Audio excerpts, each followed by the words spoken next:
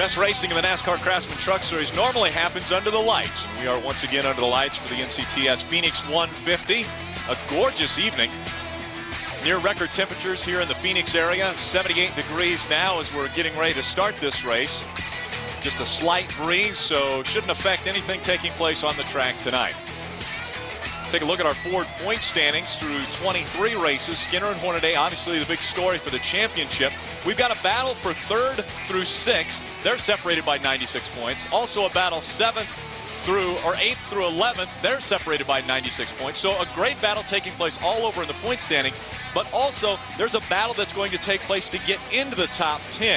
And for our starting grid, we want to have that roll on the bottom. We've seen Mike Skinner grab his 11th pole of the 2007 season. That's a record for the most poles in a season. He will start on the inside of row number 1. Matt Crafton will start on his outside. As that continues to roll across the bottom of the screen, we want to shine our spotlight on those drivers that have a shot at making it on the stage at the banquet at the end of the season. That's in the top 10. And we're going to start with 12th, Brendan Gaughan and Adam Alexander. And it's not been the kind of year that Brendan Gaughan would have liked in 2007, but as you said, Rick, an opportunity to get in the top 10 in points, certainly significant for a guy in the NASCAR Craftsman Truck Series, and tonight may be the night he has an opportunity to get back in. You know, we talked to him moments ago, lots of momentum for this race team after that second place run at Texas last week. He's 80 points behind the 10th position, and tonight looking for his first top 10 here at Phoenix and pursuing the top 10 in points as we head toward the end of the 2007 campaign. Ray Dunlap? Well, Adam, I want to take a look at David Starr. You know, he's only 10 points out of making that top 10. He's right behind Eric Darnell, but it's been 44 races since David Starr last won, and there's a big question mark as to what he'll be doing in 2008. I asked him earlier today during the qualifying show, will you be driving the 10 next year? And he didn't really give me an answer. Rick Crawford, the owner of the Circle Bar team, has told me that 10 ride and that sponsorship is for David Starr if he wants it. Phil? Ray, I want to take a look at our 2006 NASCAR Craftsman Series Rookie of the Year. Eric Darnell driving the Northern Tool and Equipment Ford for Jack Roush. Eric had that big win earlier this year at Kansas, his first career win here in the Truck Series. He's only 26 points behind 9th position right now, but only 10 ahead of 11th, which is what Ray was talking about. He would love to get on that stage. He finished 10th here last year in this race. He's got a lot of experience at Phoenix in the Southwest Series. So Eric Darnell looking for a great run here tonight in that Roush Northern Tool and Equipment Ford number 99. Mikey, who are you going to look at? I want to look at Jack Sprague, Phil. He started off the 2007 season, with a dramatic win in Daytona. This team was thinking championships. No win since Daytona, though, leaves them hoping to cling to a top 10 finish in the point championship. He's 9th, but he's only 36 points ahead of 11th. A victory drought could come to an end for this team, though, here in Phoenix. Phil, he's led over 700 laps here. No one else has even led 200. I think he's feeling pretty good about that top 10 finish tonight. Pretty impressive performances here at Phoenix for Jack Sprague. We're going to ride along with a few different trucks tonight. One of those being the Fastenal Dodge of Dennis Setzer. He'll start in the 31st position. Always good on short, flat tracks. Let's see if Dennis Setzer can make his way up toward the front. We also want to ride along with Terry Cook. Terry has a new sponsor on board here for this race, the Vanguard National Trailer Corporation. He drives his Toyota for Jim Harris and will start from the 18th position. Okay, this is what you call desire. This man's burning up with it right now. Starting 9th, he's going to try to march through those 8 trucks ahead of him and get this lead in a hurry. This is his playground here. He loves Phoenix. They'll be very tough tonight. Watch Hornaday charge to the front. Travis Waffle also carrying one of our cameras. He'll start in the 3rd position tonight. 4 wins in the 2007 season. It's been a very successful one, but he said himself that since Talladega, he's been disappointed with the outcome of those races, so looking to improve on his most recent finishes tonight here at Phoenix. We're also going to ride along with our pole center, Mike Skinner. What a terrific season he's had. 5 wins, looking for championship number 2. Before we get the green flag, let's head back down trackside. Adam Alexander. And all the talk in the Truck Series, obviously, about the 2 contenders for the title, Mike Skinner and Ron Hornaday. So how do they compare here at Phoenix? Let's take a look. They have combined to start 19 different truck races at this facility. And you see who has the advantage as far as wins. Neither. Each have won twice. They've combined for 16 top 10s. And look at that average finish. Virtually identical. It's what they do here tonight that could help decide the 2007 champion, Ray. Well, you know, Adam, I think the pit stall pick is going to be a big deal. And as I said at the top of the show, Hornaday gets pit stall number 1. He'll have the easiest access out. but I think it's the truck that he's driving tonight that will make the big difference. It's chassis number 16. He used it to win at New Hampshire, and it's run 3 other races this season. Each of those 3 races, he finished second with it. So it's never been worse than second. Hornaday believes in his team. They've got a great pit stall. He thinks he's got a great truck, and he knows tonight is a chance to pick up points on Mike Skinner. Coming out of turn number 4, Skinner leads them to the green flag once again, the 11th time this season. Skinner looking to lead the first lap here at Phoenix. Matt Crafton would like to say something about that, Rick. You know, he used to race for Harvick, and he's his friend. They're buddies. They grew up near each other. He's wanting to keep that 5 points out of Skinner's camp on this first lap. Look at him, hanging tough on the outside. Stayed to the outside of Skinner through the first 2 turns, and then on the backstretch ducked in behind him. It looks as though as they come out of turn number 4, Skinner is going to be able to lead this first lap. But you've got to keep your eye on that Camping World Chevrolet of Kevin Harvick in the number 2. He's running 3rd right now, and he'll try to reel in Mike Skinner and get in front of him if he can. We see Hornaday battling now with Kyle Busch as they work their way down the backstretch. Yeah, Hornaday's on the inside of Busch. You see Todd Bodine right in front of Kyle Busch. Mike Skinner has now led all but 1 race this season.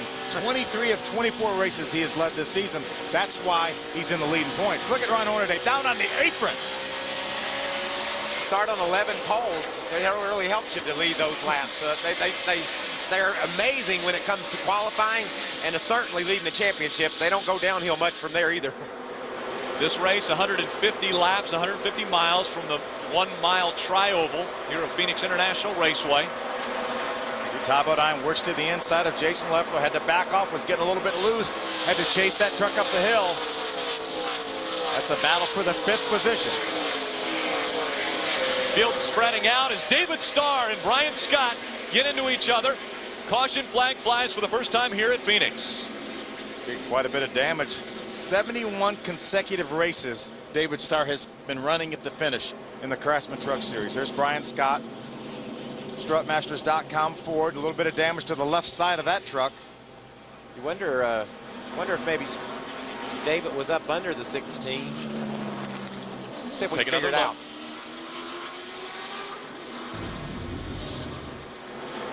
Here they are going down into turn number 3. That's the 09 of Stacy Compton on the inside. He actually moves up the hill a little bit, forces David up into that 16 truck, and that forced the 10 of David Starr into the outside wall. That all got real crowded in a hurry on these guys. Dennis Setzer's view of it. Ooh. Pretty tight down there on this racetrack. Not one of the widest racetracks we go to. So our first caution has come out at Phoenix International Raceway. In the championship hunt, it's still Skinner out in front, racking up laps led from Phoenix.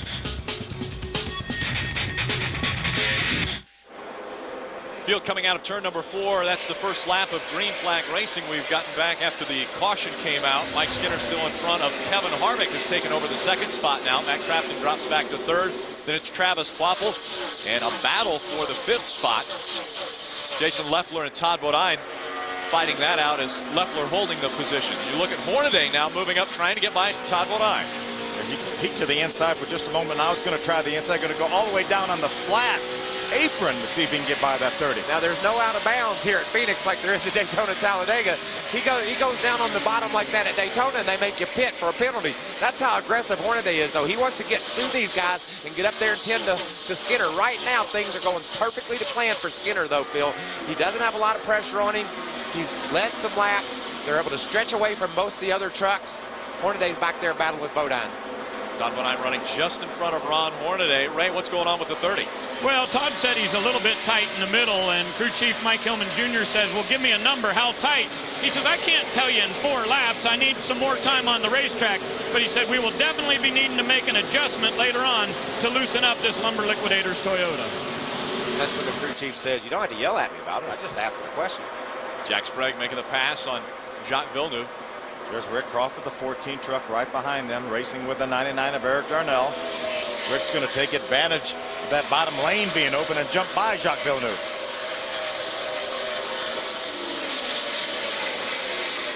Spread out as they go across the start-finish line. A unique track configuration here at Phoenix. The front stretch is straight, and the back stretch has a little dog leg in it.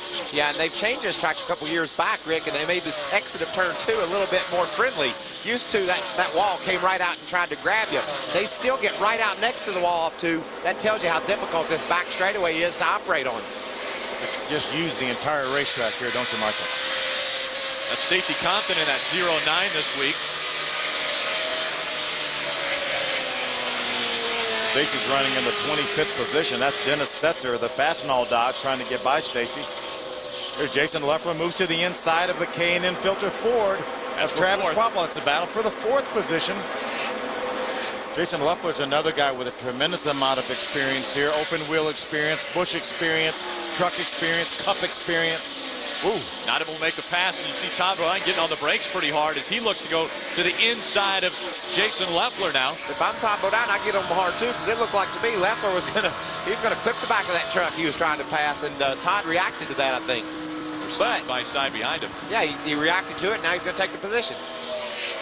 Ron Hornaday right on the back bumper of that. He's sideways. He's going to come right back in front of him sideways. Let's see if everyone misses him. A lot of smoke back there. They're all slowing down. Todd Bodine gets it straightened back out, and no one else hits him. So they go to the second caution. You see that obviously Todd Bodine has worn the tires off of that truck, sliding sideways. She's got a flat right front tire, flat left front tire. It's down on the wheel. That just goes to show you what a handful these trucks are. They have 750-some horsepower, Phil. These turns are flat. They mat it and then hang on. And sometimes it gets away from you. How close was that for Ron Hornaday? Right behind him. That's all Ron wanted to see. He didn't want to see any more than that. See, Todd is on the inside of Jason Leffler. He gets a little bit loose right there. Then he tries to keep off of Jason Leffler, overcorrects, turns back the other way. So a lot of guys did a great job avoiding him. Here comes Ted Musgrave, Mike Bliss on the inside. There's Regan Smith on the outside.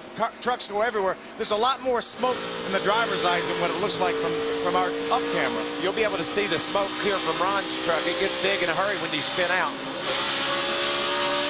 He got on the gas quick. He said, I want to get by that. This is when the spotters are really your friend. You know, a couple guys, they didn't have time to listen to the spotter. They had to make great moves right away. But then the rest of the field got slowed down because their spotters were up top saying, we got one spinning on the front straightaway. Let's back her down, boys. He's completely sideways on the front stretch. Everyone's slowing down. You see Ted Musgrave ducking hard to the left, and we see that 30 making his way onto pit road now. Now he's going that slow because he doesn't want to tear that truck up now, Phil. You know, he didn't wreck it on the racetrack. He's going to sacrifice a lap because he knows that leaders are coming off of turn 4 now, so he will lose a lap. There's another view right there with a big spin for Todd Bodine. Early in the race at Phoenix. It's our second caution. The NASCAR Craftsman Truck Series on Speed is brought to you by the Ford F-150, built Ford tough. By the official tools of NASCAR, Craftsman, and by Fastenal. We get it right. Casino Arizona Resorts have partnered with Phoenix International Raceway, helping them out here at the racetrack as well as with this race tonight. 1 to go for our field. Again, it's Mike Skinner out in front. Problems were with the 30 of Todd Bodine. Ray, you kind of called that early on. Yeah, and what's going to happen, Rick, is they were going to do just left side tires. They knew that left front was down, but once they got to the pit stall, they found out that he had flat spotted the right front tire also, so they had to readjust and go into 4-tire mode. They got those 4 tires changed, but Todd will be a lap down. Adam?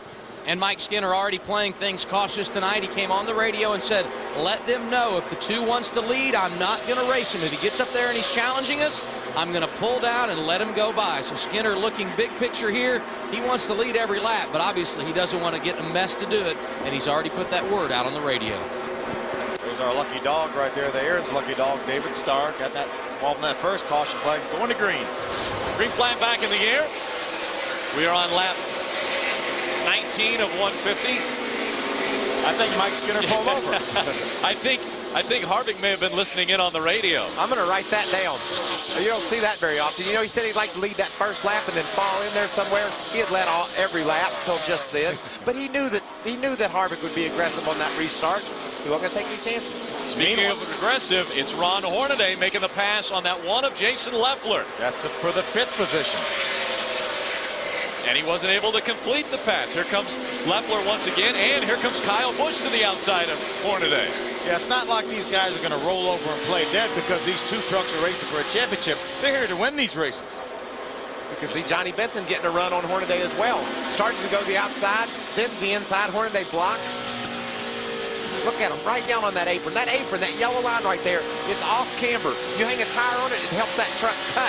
It makes it handle differently, and that's what Ron's doing. He's using the surface to get his truck to do things that it won't do normally. Kyle Busch was able to get by that one truck of Jason Leffler. Jason fights back on the outside. Not going to be able to do it this time. Ron's going to move to the inside now for that spot.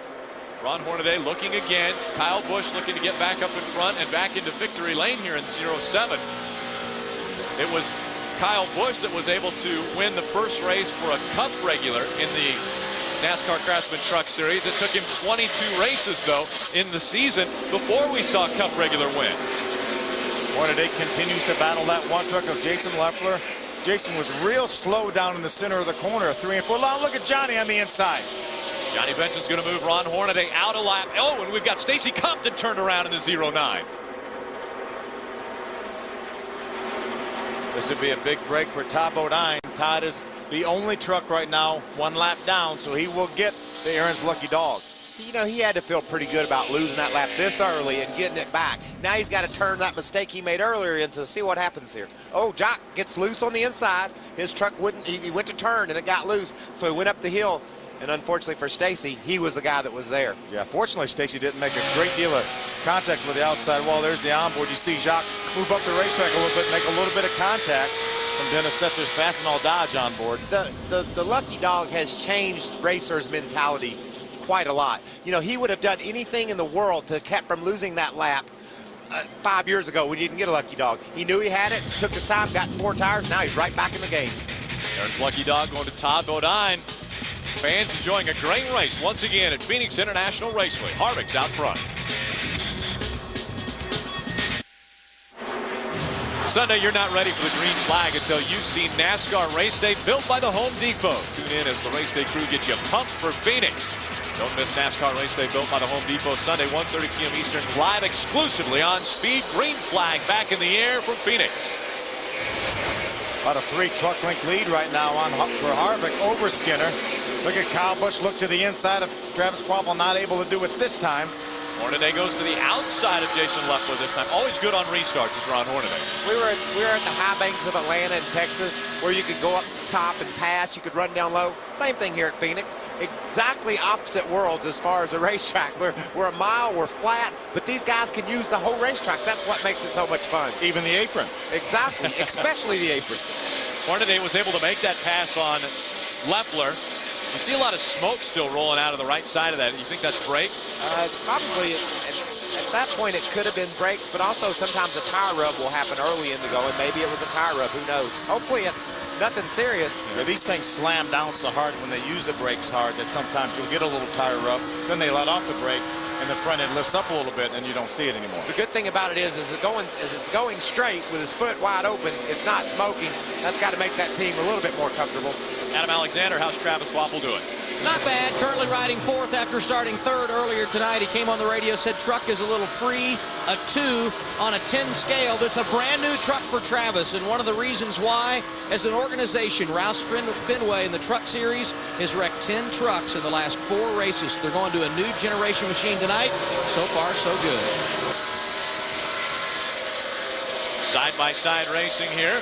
Scott Lynch in the 29 on the outside of that 21 of John Wood. And then you see Willie Allen in the 13 on the inside of Clay Rogers. Yeah, Scott's another driver that has a lot of experience here. He's former West Series champion. They've always run here in the West Series. Also some Southeast racing here. So a lot of experience for Scott Lynch here at Phoenix. He's doing a nice job. Willie Allen stays on the inside of that 75 of Clay Rogers. You can run side-by-side at this racetrack.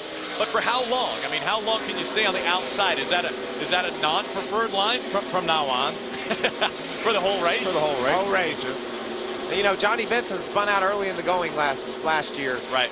And had to start in the back and go all the way to the front. You got to be able to pass anywhere to do that. Absolutely. And he did it before even, I think, a pit stop. Yes, he just drove up there. Matt Crafton started on the outside of row number 1, and now Travis Kvapil has got by him. That was for the third position. Yep, Travis Quapple took over third. Crafton drops back to fourth. Kyle Busch now looking to the inside of Crafton. But look at that outside line work there, Phil. He put a truck link on Kyle Busch running around the top. We saw Jason Leffler making that outside line working with not three wide. Does 3 wide work at this racetrack? I like that smart rookie. He said, this doesn't look like it can turn out in any way very good. There's a law of diminishing return here, and I'm in the middle of it. I'm in the middle. That's the thing I don't like. I like least about it is I'm in the middle. Back to single file line. Kevin Harvick continuing to run out in front of this field and actually has a 1.5 seconds on Skinner now. Been able to put about a 1/10 of a second a lap on the field here, Phil. He's a really fast truck. You know, Adam Alexander talked about Travis Quapple running a new generation truck, maybe a 2008 type truck for Roush. Same thing with Kevin Harvick. This is a brand new truck, really the truck that they want to run next year for both Kevin Harvick or Kevin Harvick's team, which would be Ron Hornaday, and now we know Jack Sprague. Skinner running in the second spot, and really interesting to listen in on Skinner's radio yesterday during practice. Their focus is don't do anything too aggressive that could hurt them for this championship. Because coming in here, a 57-point lead, they don't want to lose that. Well, and we've seen those words out of Mike Skinner's mouth before, but we didn't see the actions. He'd say, we're just going to lay back. He'd be leading the race and blow a tire, and we thought, what happened to the laying back strategy? But he is doing exactly what he should be doing and exactly what he said he was going to do. Adam Alexander. Well, and echoing your thoughts on the radio under that last caution, Jeff Hensley, the crew chief for Mike Skinner, reminding Mike not to be too aggressive on the restart and do something that would tear up his nose. Not only you have to be cautious about who's behind you when you're racing, obviously Skinner has to be careful with what's happening in front of him as well. And Jeff Hensley giving him that reminder as he did so many times in practice here yesterday, as you alluded to, Rick.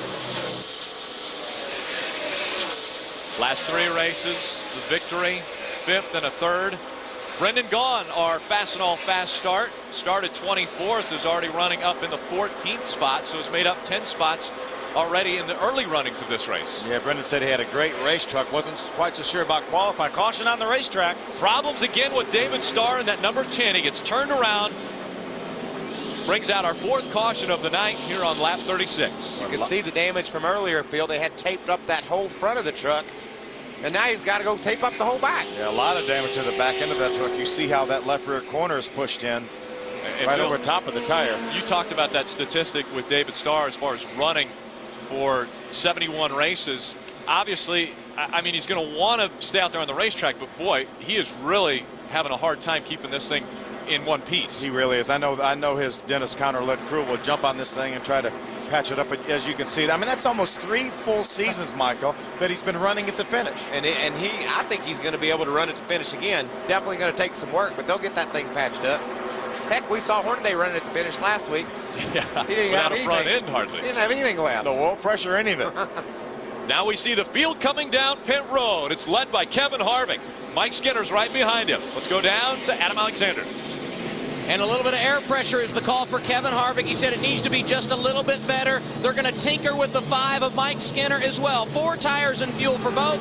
A slight chassis adjustment for Skinner. Neither guy has complained about the handling of their truck in the early going. To Ray Dunlap. Ron Hornaday has not had a feeling like he had a really good pit road speed, so they're being very cautious, making sure they don't speed. He comes in 6th. They're going to make no adjustments on this truck. Just put 4 tires on it. He said that it's really good. He can't be any looser than he's been so far. Adam? It looked like issues for Mike Skinner on the rear. When they came around to the left side, there was a delay on the left rear. We'll follow up and see exactly what the problem was. But Mike Skinner, the championship leader, came in 2nd and lost a number of positions on the pit lane. Ray? And Ron Hornaday is 6th coming into the pits, and he will go out 2nd, Adam. So what an incredible good pit stop for these guys and a gain of track position. Kevin Harvick follows him out. He'll be 3rd off of pit road. And Mike Skinner will now be exactly where he didn't want to be. Well, mired in the middle of some traffic. I was thinking about Skinner earlier in the race. He's running 2nd. Life is good. And he comes into pit. All of a sudden, the world is flipped over. Now Hornaday's like where he is. Something went on during this pit stop, Phil. I watched these crews get mad. Remember, he's pitting right behind Kevin Harvick, but he stops real short to give him some room to get out. The Jackman got his foot tangled up in the gun. Yeah. Well, the Jackman was a little late coming around. Maybe he felt like Harvick drove through his box and didn't allow him to get where he was going. See the left side's going up here. It's already a fairly slow pit stop. You see the rear tire changer look back towards the other side of pit wall. That's because he's trying to get he's telling the jack man he's not up high enough to get a tire on it. But I don't understand why they were really mad at Harvick. See, it isn't up high enough. Yeah, the jack man's struggling because Skinner's real close to the wall. A lot of times it's hard to get the jack handle so long. You have to have so much leverage. It's hard to get that jack handle in, the jack in, when you're so close to the inside pit wall. Adam, what went down there? Well, and what the guys from the 5 are saying is that Kevin Harvick drove right through their pit stall before entering his, and that threw off the rhythm. Of course, they were 1-2 when they came to pit road, and so Bill Davis, the owner, and Jeff Hensley, the crew chief, both brought over Dennis Adcock. They had their story for him, and now Dennis Adcock has gone over talking to Wally Rogers, one of the guys crewing the truck for Kevin Harvick, and letting them know the situation. And now you can see Wally Rogers talking on the radio to Kevin about the situation. A lot of gamesmanship coming into this night. We knew the situation, and it's already playing out one pit stop into the evening. Well, let me just tell you, Harvick didn't do anything wrong. He has the right to go through a pit that is directly before his to make his stop. So here it is right here, Michael. See, Kevin Harvick drove through that pit. I don't see the beef there. I don't either. That truck was already stopped before the jackman even cleared the left front corner of that truck. This stop pretty much, it shows you how important the team is. This stop is messed up by one guy. The jackman's rhythm's off the whole time. Now watch him. Watch him try to jack that truck up. It won't go up enough. Look at it. Now he's having to pull the jack back to him to try to get the tire changed. Look see the crew man. That's frustration, and that's unwarranted. Yeah, I really don't. Maybe Kevin Harvick drove through the pit, but that jackman was slow getting around that left front of that truck. The race is back on the racetrack now. The green flag back out. We're on lap 40 of 150. Out in front of the field is Mike Bliss in that number 4. Yeah, Mike Bliss and Regan Smith both stayed on the racetrack along with Bradley Riechmeyer. Travis Quapple is the first truck that pitted, and he restarts in the 4th position. Ron Hornaday trying to take that position away from Travis Quapple down on the bottom of the racetrack. We're going to be side by side here. See Bradley Riechmeyer, that 49 truck, stayed on the racetrack. See which direction he goes. He's going to go high. Ron's going to go down to the bottom. Hornaday's going to try to get by. Can't do it there, but now Harvick gets to the inside of Quapple, so Hornaday makes the pass. Here comes Kyle Busch in the 51. And Hornaday's thinking, who is this cat in this 49 truck? I haven't seen him up here. I got to watch him. It's Bradley Riechmeyer, and Bradley's doing a great job. Hornaday gets to the bottom, but when you're racing for a championship, you notice everything that isn't normal, and that wasn't normal.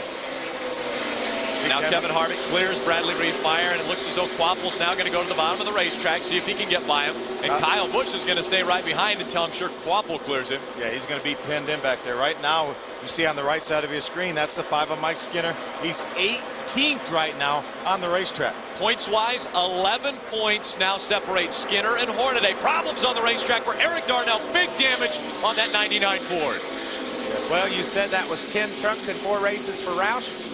Make it 11. Make it 11. Yeah. They better make sure those new trucks they're building are tough.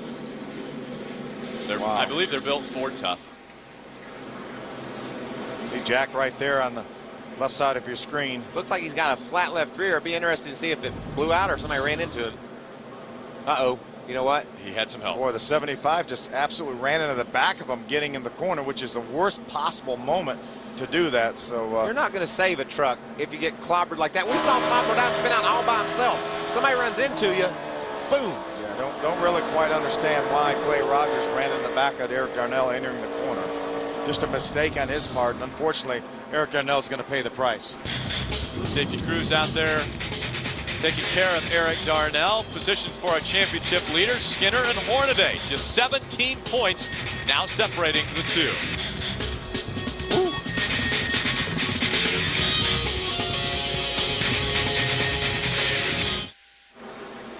Welcome back to the Phoenix 150. Now, we've talked a little bit about what has happened, the complexion of this race with Skinner being so far back. The reason is they had problems on their pit stop. Let's take another look, guys. The first guy around the truck is supposed to be the jackman. And when these trucks come in the pit, you can see the jackman is the last guy around there. And he has problems with the gun, the hose. And isn't it the way things go? you get off timing. Then he got tripped in the hose. Then he got re-tripped in the hose, and then he couldn't jack up the truck. Skinner was a little bit close to pit wall. He couldn't get the jack all the way under. You see there the rear tire changer saying lift the thing up a little bit more. Meanwhile, they're all mad at Kevin Harvick. Watch some of their crew guys there. They're going to go point at Kevin Harvick. Which it wasn't his fault. Here, Watch take a this look now. at this. See, Harvick has to go through this pit to get to his. The Jackman hasn't left yet. That Jackman jumped off the wall and then backed up. You take another look at it right here. This is the view. Watch the Jackman. He gets off the wall, and then he might have thought I'm too early. Yeah. So he freezes. But look, he's behind his tire changers now. He should have been around the front of that truck before his tire changers were even there. Right there is the Jackman.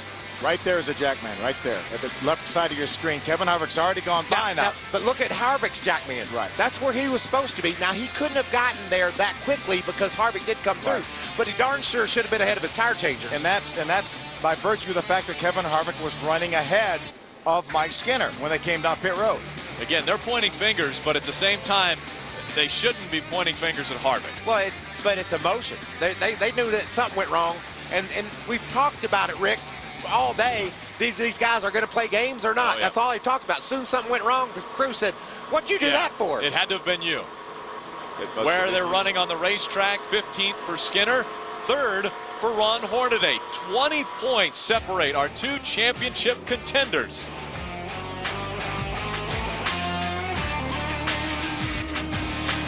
Don't miss the NASCAR Championship Week on Speed. Watch all week long as Speed delivers all the on- and off-track action from Homestead, Miami. Tune into the biggest racing week of the year, beginning with Insight Nextel Cup Monday, 8 p.m. Eastern, only on Speed.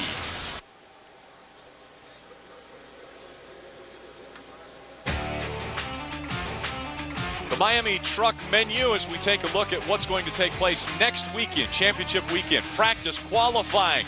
Both on Speed, and then we look back at the 2007 season with a rivalry renewed. Then it's the setup with Chris Devoda and the final race of the season. We're taking you right to the green flag with all the information you need. The only thing we don't know is what's going to happen when we leave here. We saw Skinner cruising. Now he's back in the pack, and the championship battle is down to just 20 points again. It's very, very tight. We see the red flag had come out. They're having problems getting Eric Darnell's truck off the racetrack, so they decided to put the red flag out, stop the field. We'll be back when they bring the green back out. Welcome back to Phoenix for the NASCAR Craftsman Truck Series Phoenix 150. We're still under a red flag condition. They've stopped the trucks on the backstretch as the safety crew is continuing to work on Eric Darnell's truck, getting it off. We see the NASCAR officials talking with Delana Harvick. They're still discussing this incident that happened the previous caution when everyone came onto pit road. We're going to watch Kevin Harvick come in the pits here. You see the Jackman for the 5 jumps down off the wall, and then he stops. But Kevin Harvick is allowed to drive through one pit. You can't drive through more than one pit. He's allowed to drive through one pit. The Jackman stopped, and then that started the problems for this pit stop. And then these guys were very upset with Kevin for doing that. Watch his timing. The Jackman hasn't got the truck up. The rear tire changer said, come on, guy, let's get the truck up. He's telling him now. It just threw off his timing. Everything went wrong because of the fact that the Jackman didn't leave in time and get around to the other side of the truck. Let's hear from crew chief Jeff Hensley with Adam Alexander. Yeah, and Jeff Hensley, obviously one of the guys upset with what happened during the pit sequence there. Tell us exactly what you were upset about, Jeff. Well, I don't know how I can politically correctly answer this question, but no, the 2 truck just drove right in our pit box and stopped and about run over our Jackman and our front tire carrier and front changer, and just kind of throwed us off, off sequence and messed our stop up. I mean, I guess in one sense, I guess they figure we got a good enough truck, they got to do something like that to throw us off our game. But we'll be smart here, get back up there. I mean, Johnny Benson won this race from dead last year, got spun out, so he come back and won the thing, and I think we got a good enough truck to come back up there and run good. Obviously, it is a team effort, and with Harvick pitted there, you knew these kinds of situations could crop up. Did you talk to the guys before the race tonight and maybe remind them of these kinds of things and make sure they maintain a level head? Yeah, I mean, you can sit there and talk to your guys all you want. I mean, these guys have done an excellent job all year long. I mean, we haven't won 5 Checkers Rally drive-through deals for nothing, and they do an excellent job.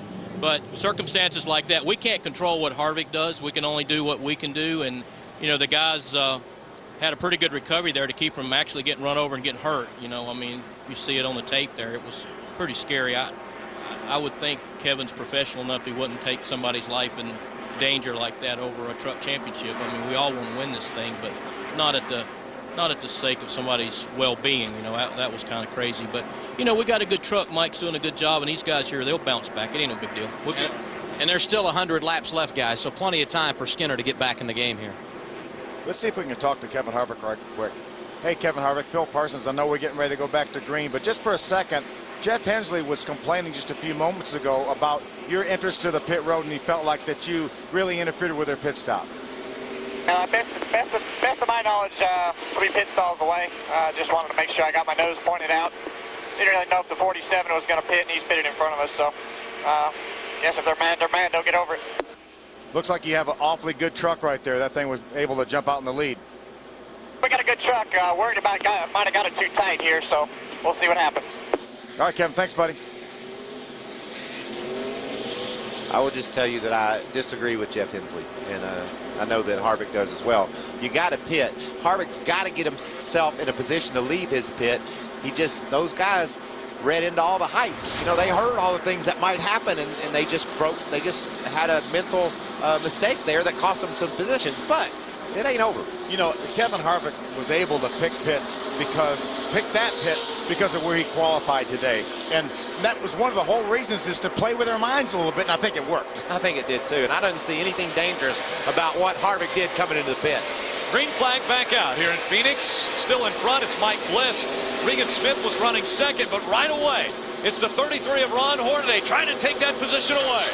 Man, it's hard to make that move down on the bottom. Even if you got a great truck, you get hung beside a guy, and the aero advantage you have of your truck sticking doesn't work so well anymore. It looked like he was going to run out of room. You saw him back off a little bit in order not to make any contact with Regan Smith. There's his teammate Kevin Harvick. He gave him a break. Kevin probably could have passed Ron had he wanted to. Now Ron's going to drive into the corner a little bit harder than Regan Smith.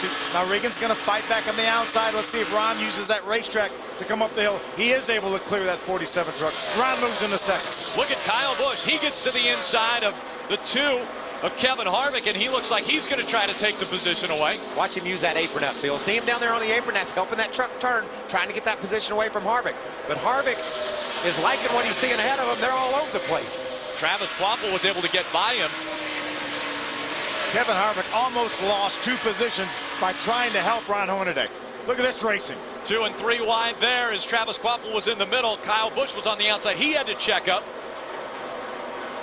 Matt Crafton's going to join that battle, as well as Johnny Benson.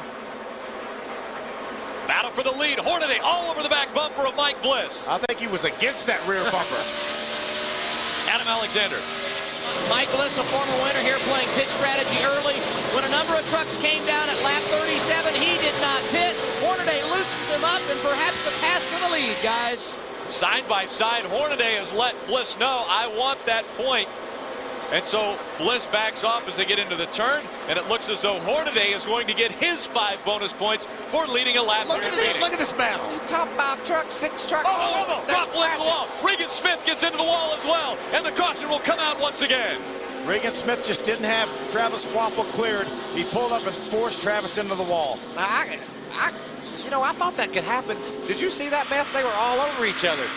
2 and 3 wide. Sometimes you just take for granted. The guy will give you a foot or so if you need it, and you don't have to give up that foot. You know, Travis was in there, and he didn't think Regan had the right to take it away from him. Especially with spotters nowadays. You know, there's no way that Regan Smith's spotter said clear. This is coming out of turn 4. Well, I said a fender in there, a foot in there. He was up to the door. He was up to the door. Yeah, he was all the way up there to the door, and that's just to deal with. We don't know if Regan just thought he wasn't there, or maybe he just pushed up the hill a little bit, but unfortunately, let's ride with Travis right now. There's Kevin Harvick right there on the inside of the 2 truck. You heard the contact, and then unfortunately Travis was pinning the outside wall. We're having a heck of a time getting down this front straightaway tonight. Second incident that's occurred when we're trying to go straight. Mike Bliss is on pit road finally. Narrowed that truck up. Bliss decides to come onto pit road as he has relinquished the top spot to Hornaday. Hornaday actually was able to get by him on the racetrack A lot of damage to the both outside and inside of this truck. Would we consider this 12 trucks in the last 4 races? I would say that, That's yes. 12. Adam Alexander. You guys talked about the fact that Mike Bliss coming down pit road, 4 tires and fuel for him. The pit strategy played to get him out front, but he could not hold the position. And also on pit road, the 6 and 47 who were just involved in that accident. As they run on the racetrack, we ride along with Mike Skinner. 2 points separate Skinner and Hornaday. Hornaday out in front, Mike Skinner running 11. Let's take another look at why we're under our 6th caution of the night. Coming out of turn 4, Quapple on the outside. Regan Smith didn't know he was out there.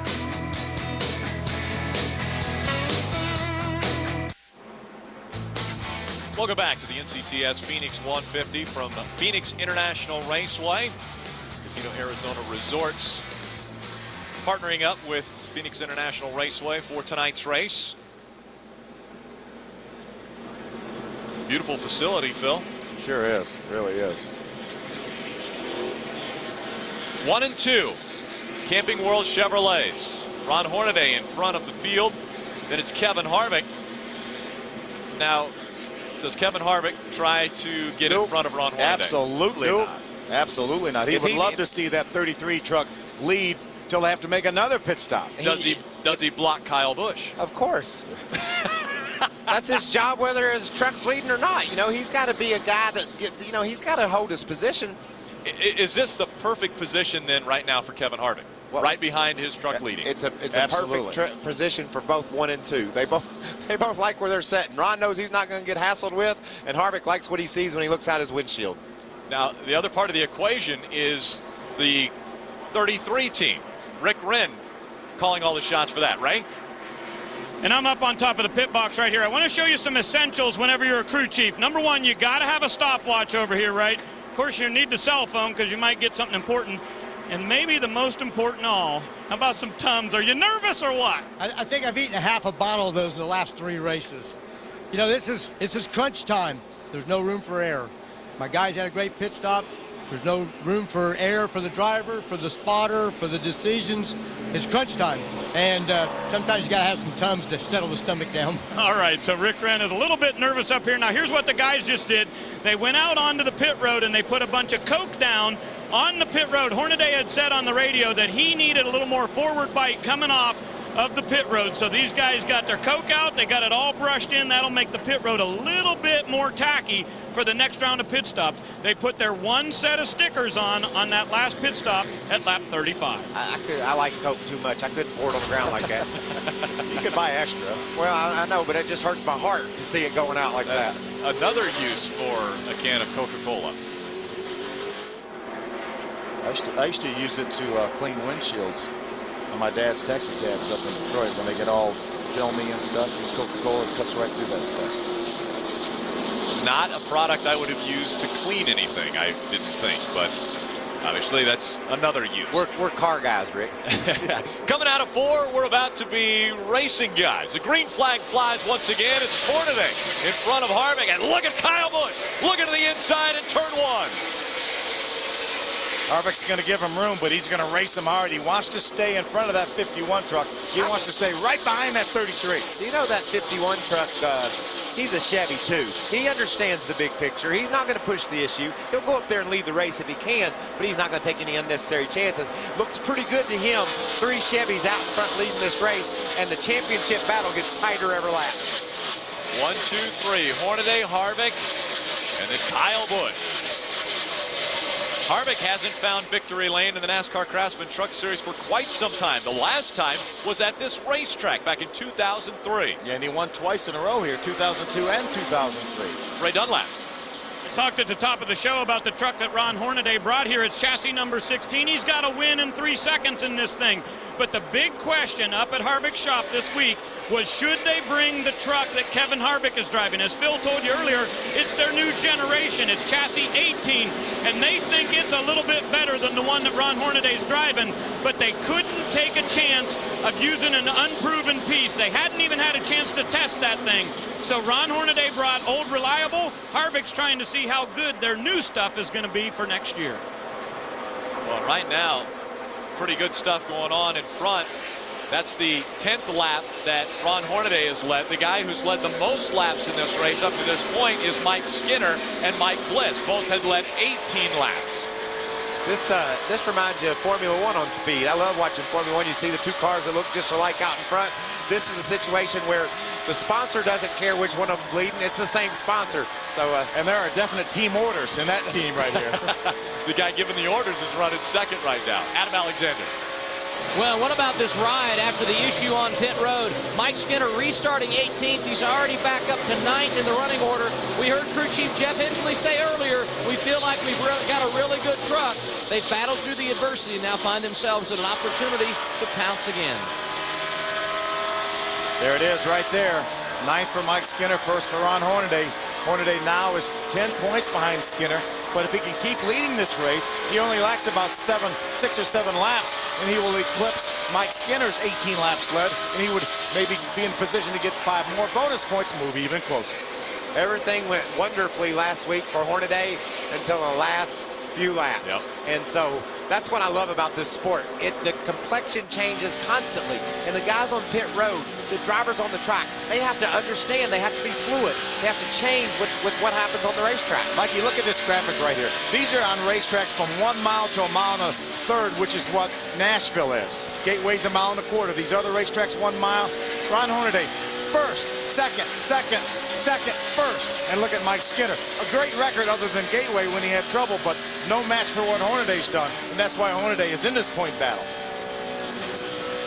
And Ron Hornaday continuing to lead at Phoenix International Raceway. Kevin Harvick blocking for him, but running competitively in the second spot. Top 5, pretty impressive. Johnny Vincent, Matt Crafton rounding out.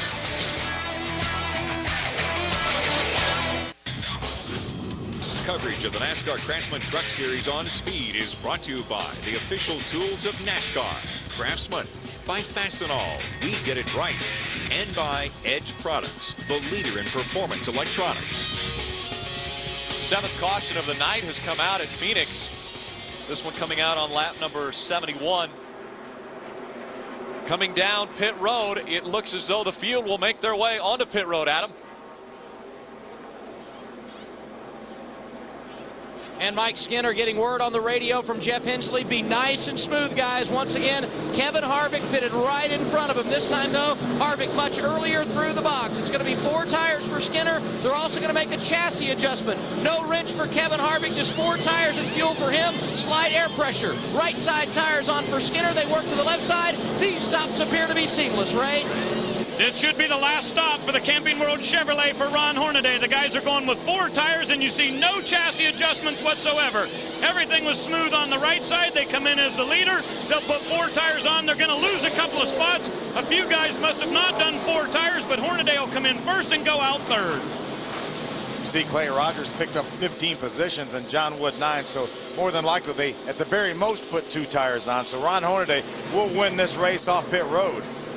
Let's continue the theme of struggling to get down the front straightaway, gentlemen. Yeah, right there, the 29 of Scott Lynch. You see some damage to the back of that truck. Look at, he tries to move up the racetrack, but obviously there's a truck there. And these guys just do an excellent job. Watch Clayton Rogers there miss this wreck. And see the trucks coming from behind, locked up the brakes, but they all were able to get around Scott Lynch. That was thankfully. the 15, that black truck, the 15 of Andrew Myers, making his first ever Truck Series start. He locked the brakes up, but he had to let off the brakes in order to turn around that truck, and he did it.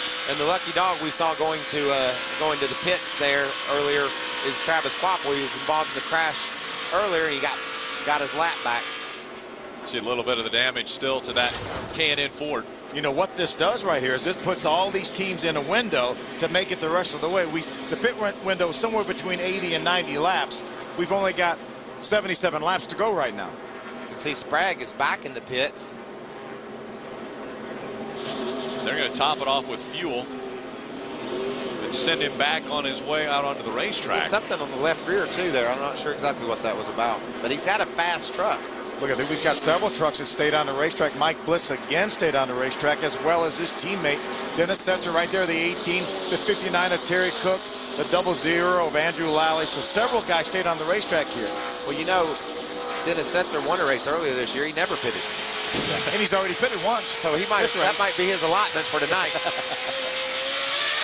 Green flag back in the air. It is Mike Bliss leading Dennis Setzer, Terry Cook, Andy Lally, and Willie Allen, your top 5. Got a bunch of guys up here in the front that hadn't been there much, Phil. Got a slow one there also in the middle of the racetrack. That's Brett Thompson in the 61. Guys trying to get around him without making contact. Yeah, that's another one of the trucks that stayed out on the racetrack. The top 6 trucks stayed on the racetrack that time. That 33 of Ron Hornaday has a mirror full of Kyle Busch. Here comes Rowdy Busch on the inside. Yeah, Ron doesn't have that 2 truck of Kevin Harvick to run interference for him.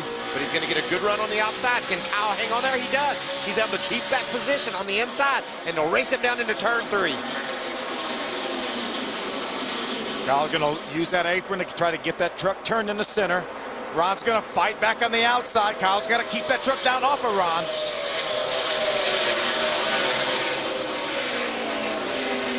And right behind him, the 5 makes the pass over Kevin Harvick. So a big move for Skinner as he's closed the gap now on Hornaday. Well, that 2 truck of Kevin Harvick would love to get back by that 5 truck. He wants to be in between that 33 of Hornaday and the 5 of Skinner. Meanwhile, the 51 wants that spot. Remember earlier I said the 51 wasn't going to push the issue. He's driving a Chevy. I think he's decided that he might push it now. Time to push the issue. Kyle Busch wants another win. And remember, he's going to Toyota next year, Michael. On the inside of Clay Rogers, now we see Hornaday ducking back down behind that 51. He'll try to make the pass on Clay Rogers, as well as John Wood. These guys get him 2 or 3 at a time. These guys are racing back into the top 5 now. Busch leads Hornaday on a charge back up toward the front. Again, as you mentioned, they can stay out the remainder of this race, so they're fighting for positions on the racetrack. There's Harvick again, moving to the outside. Mike Skinner on the inside, so Harvick fighting back, trying to get that position back away from Skinner. Remember, we said that's one truck that he would want to get in front of. He's going to get pinned in behind the 75 of Clay Rogers. Maybe not for long. I don't know if pushing him out of the way is going to be the right thing to do. Look at Matt Crafton on the inside.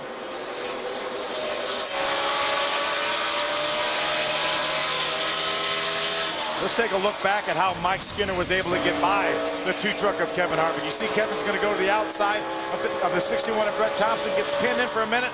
Mike Skinner makes it 3 wide and gets by both of them. Watch this. Wow. That was a situation where the 2 saw the 61, didn't know he was out there, and backed off. Ray Dunlap. Caution. No Caution problems. out, Michael? Yeah, caution just came out. I just wanted to add, you guys, real quickly about that, though. The reason that Harvick was back there, he and Jason Leffler had gotten sideways up against each other coming off 2, and Harvick lost 4 or 5 spots. So that's why he was even in position to be there when the 61 had his problem, and apparently that's what the caution is for, as Brett Thompson here has hit the wall at the right side. See a lot of damage there to the right side of that truck. Take another look at it. Bradley Riethmeyer got tangled up with the 61 of Brett Thompson. And more than likely some debris came off of one of those 2 trucks, and that's what was brought out the caution flag. It's our 8th caution of the night. We've passed the halfway point. 70 laps of racing remain from Phoenix International Raceway. The championship battle back to about 50 points. 49 separates Skinner and Hornaday. Again, 70 laps of racing to go.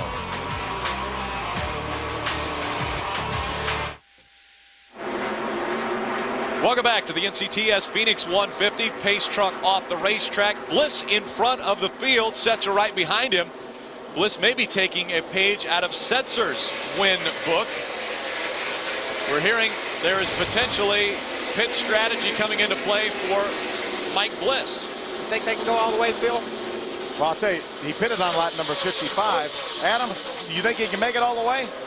I went down and asked Marcus Richmond that very question as crew chief, because I knew obviously if they didn't pit there, they were probably thinking about not pitting again. I said, can you go?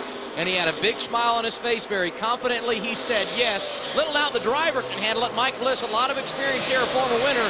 The question is, do they have enough fuel? And they feel like they do, Ray.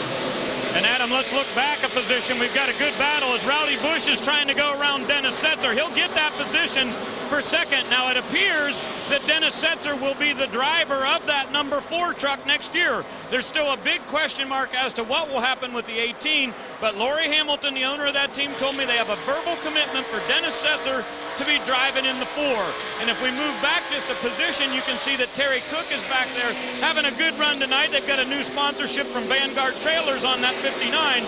But as I said today in the qualifying show, Terry Cook will not be back in that ride next year, and he doesn't know what he will be doing. I can tell you that a driver named Donnie Leah, who was very, very impressive in the modifieds this year with 6 wins and the championship up in the Northeast, will be in that 59 truck next season with sponsorship announcements coming very soon.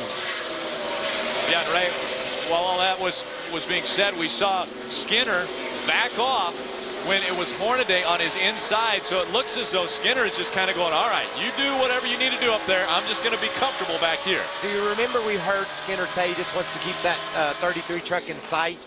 There's not 1 or 2 trucks that can keep him from having him in sight at this point. He's just up ahead of him. He knows what's going on. It's real important to test. This is testing Mike Skinner's patience right now, but everything is still good. He's overcome the early problems, and everything is still good. Todd Bodine just behind Skinner, and right behind him is that 14 of Rick Crawford. You remember Todd spinning out early in the race. He has overcome that, bounced back, and now runs up in the top 15. So now the field spreading back out again. We've had 8 cautions here at Phoenix International Raceway, and through all of that, the points lead has never changed as far as Skinner has always stayed in front, but it's gotten really close. Skinner picks up a position there on Andy Lally, going by the inside of Andy. That gets Skinner up into the 11th spot, just outside the top 10, into the top 10 now. Adam Alexander. And you see on camera there Ron Hornaday going by the 21 of John Wood. Wood 5th now in the running order, and we have issues. The caution out once again for the 61. It's Brett Thompson getting into the wall pretty hard. It doesn't seem like the caution has come out. He's made it onto the apron of the racetrack, or down on the lower portion where they're not. We're going to have a caution here, I believe. See all the debris. Now he's on the apron, but I'm not sure he didn't put some debris down in the backstretch. You might want to watch for a flat tire here in the next couple laps. Yeah, we're seeing a lot of metal coming off of that, and we've seen trucks move down on the apron and run on the apron, and now it looks as though, no, they're not going to grab the yellow flag. See, Mike Skinner gets by the 77 truck of Brendan Gaul. That's another spot for him. Moves Mike Skinner up in the 9th position. Meanwhile, Hornaday runs 4th. Hornaday running 4th. Check this guy out. He used his pit strategy to get the lead, but by 2/10, he was the fastest truck on the track that last time by. So, strong truck, taking advantage of a call on pit road to lead some laps. Does he have enough gas to get to the finish, though? I think he does. We've had enough caution laps, and by virtue of the fact that he pitted with 95 laps to go. Now, if we get to a green-white checker situations, then I certainly wouldn't count out, then maybe he would not have enough fuel, but so far it looks pretty good. And I don't think you can ever count out Kyle Busch. I mean, right now we showed a graphic there that said he was 1.74 seconds back, but we still got a lot of racing to go.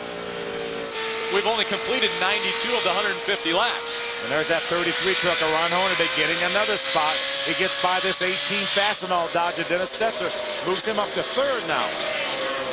Skinner continuing to not force the issue, not pushing it, has Kevin Harvick still in his sights just in front of him. Skinner got another spot that lap too on Terry Cook. He was able to get by that 59 truck, moves him up to the 8th position. Man, you just never know about these truck races. I mean, we got the 4 out front dominating. When this race started, we were wondering with Skinner, what would Skinner do? What would Sprague do? Some of these guys that are tough week in and week out. But you put Mike Bliss in a strong truck and give him some track position, he's going to be hard to cover. Mike Bliss has won at this racetrack 5 times in the 3 different series. Adam, let's go back to you. You were talking a little bit about John Wood. He started 29th here tonight, guys, in that qualifying run, not indicative of how good this truck is. And when I talked to John Monson, he said, you know what? We screwed up on air pressure. The track was a lot different today than it was last night. We missed it on qualifying, but we've got a great truck. He started 29, drove his way into the top 10. Pit strategy got him into the top 5. They took right side tires only at lap 72. And here's Wood, a player at the end of the race again in the truck series. We say Todd Bodine in that number 30. He had some problems earlier with the 23 of Johnny Benson. Let's look at it. Just a couple laps ago, you see Johnny's down on the inside, Todd on the outside.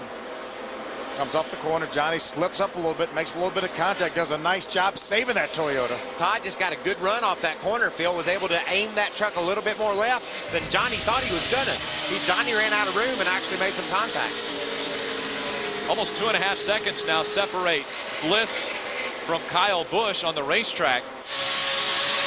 It's Bliss, Kyle Busch, Ron Hornaday, Dennis Setzer, and Jason Leffler. They're your top 5. Bliss looking to repeat his win from 1998 at this racetrack. He started the race in 10th, now running up front.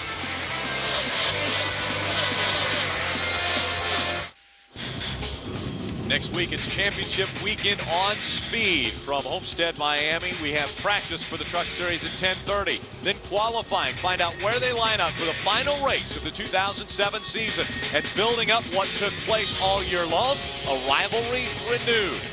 We are under our 9th caution of the night because of the 08 getting turned around. Let's take a look. Coming off turn number 4, he's down on the inside on the apron of Chad Chaffin in the 40. Loses control. Going to slide up right out to the outside wall. I don't think he made any contact. Very close. Another look from Travis Quaffel's perspective. Travis did make slight contact right there with a truck in front of him. Our lucky dog is the 49, courtesy of Aaron's. They're going to send him around the whole track, Phil. Going to give him a mile. I mean, just put him back on the lead lap. Yeah. And you know, you and I have talked about this in the past. We never got given anything all those years, and just to see a truck do that, it still kind of makes me smile. I think it's funny that we do that. I'm glad we do it because it just makes another guy you can cheer for. Now we got Bradley back on the lead lap. And remember, that all came about when we did away with racing back to the caution flag. Pace truck onto pit road. Green flag back in the air. Can Mike Bliss hold off Kyle Busch on this restart?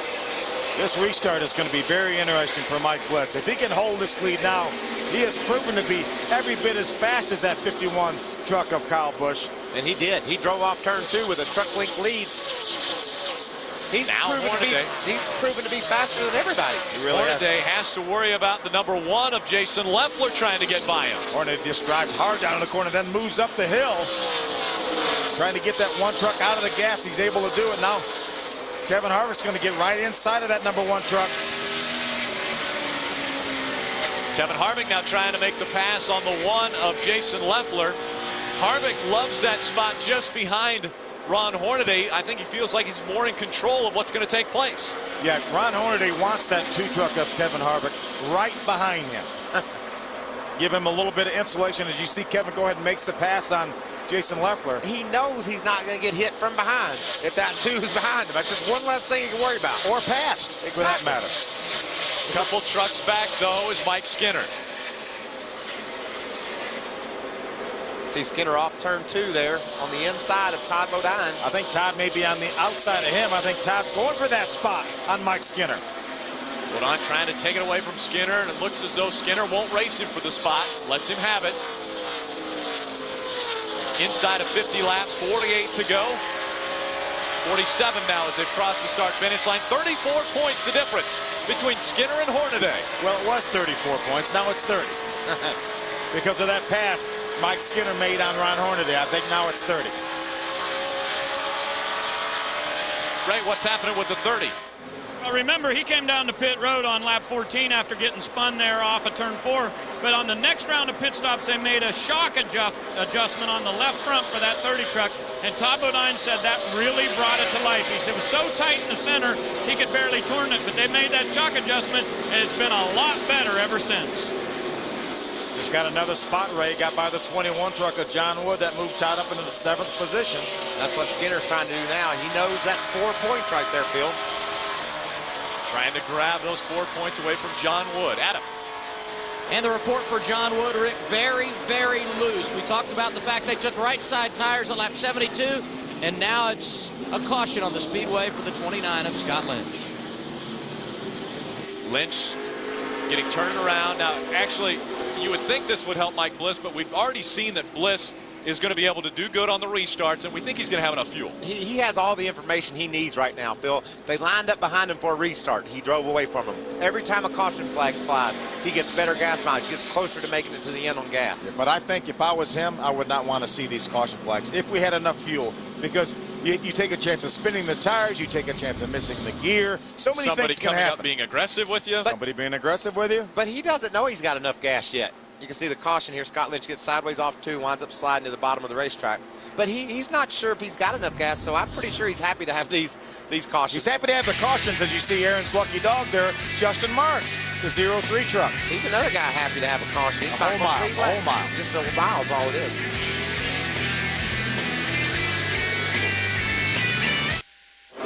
Trucks coming down the back stretch, side by side. Bliss on the inside, and Kyle Busch is going to take the position, but wait a minute. Oh, way out. And Bliss will slow down and back off for Busch. You remember when I said Mike Bliss didn't want to restart? That's what I was talking about right there. But his truck's better, so he may be able to get back by him. He can overcome it. Kyle Busch out in front of the field now. Bliss running second. Then it's third Hornaday, fourth Harvick, Leffler in fifth. I think I'll go along with you now, Phil. I don't think he wants to see another restart. He saved enough gas there to get to the finish. He doesn't want to be aggravated with the... See the 88 come off that turn sideways? Yeah, completely sideways. Ray, what's Kyle Busch saying? Well, he said tonight that he's not feeling very well a couple times on the radio. He's got a bit of the flu. He's taken some antibiotics. He said, my brakes are way too hot. I'm worried about using them up. And he said, I'm loose in the center. And Richie Waters said, you're the best driver here and one of the best trucks. Quit complaining. and I can hear him say that. Now this is how he got the lead. Here's the restart right here. Mike Bliss brings him down. He jumps on the throttle. Watch Kyle Busch when he gets to the corner. Mike Bliss had a good restart. He drives down to the bottom of the racetrack. Kyle Busch never backs off. He just drives in there so hard, gets on the outside of him, doesn't allow Mike Bliss to use the whole racetrack to get off the corner, and drives by him on the backstretch. It looks as though Bliss was going to try to race him into turn 3, but then he backed off going into 3 and let Kyle Busch have the spot. The fastest truck that last time by, though, was Ron Hornaday, Phil, by almost 0.2 of a second. See Ron right there. Remember, he got a big bonus for winning here. If he could get up there and race for that win, you see almost some little contact. Jack Sprague on 60 on the inside, the 77 of Brendan Gaughan. That's the battle for the 12th position right there. 12th on the racetrack, 10th in the points position. That 10th place in the points has really got shaken up here at Phoenix. A lot of the guys 9th through 13th are having problems. Two of the trucks we talked about, David Starr and Eric Darnell, are both out of this race apparently. They had problems involved in accidents early on. The race still for the lead out front. It is Kyle Busch and Mike Bliss. Kyle Busch holding the position now. Bliss starting to reel him back in.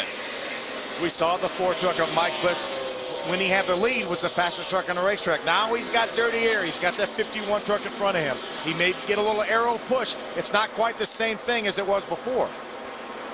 14th and 15th teammates running nose to tail. Willie Allen just in front of Matt Crafton.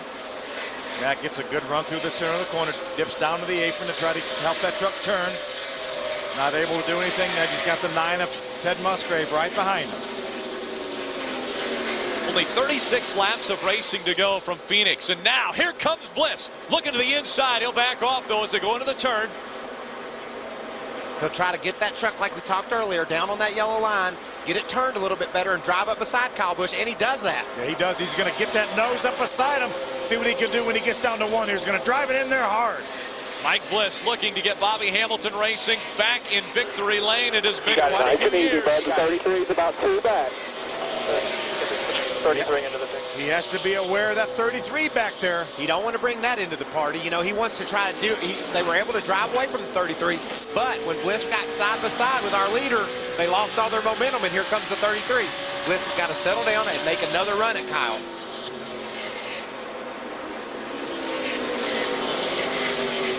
Big lead now. Kyle Busch spreads it out to about 3 truck lengths, and Bliss eliminates that. Bliss is so fast off that second turn. Just doesn't seem to be quite as good down in 3 and 4. Yeah, Kyle's searching around a little bit for a groove. He went real high down in 1 and 2 and lost some ground. Look how that Ford truck really closes through the center of the corner. While all of this is going on just behind them, It's Ron Hornaday running third, and where's Skinner? Well, he's running in ninth. That point battle now 30 points separating those two. Skinner has John Wood out his windshield there. He's looking at, trying to go get. He knows that's 4 points. He's got to go get them. Mike Bliss has clinched leading the most laps here, and these are the first laps that Dodge has led this entire season. Waters watching as Kyle Busch leads the field here at Phoenix.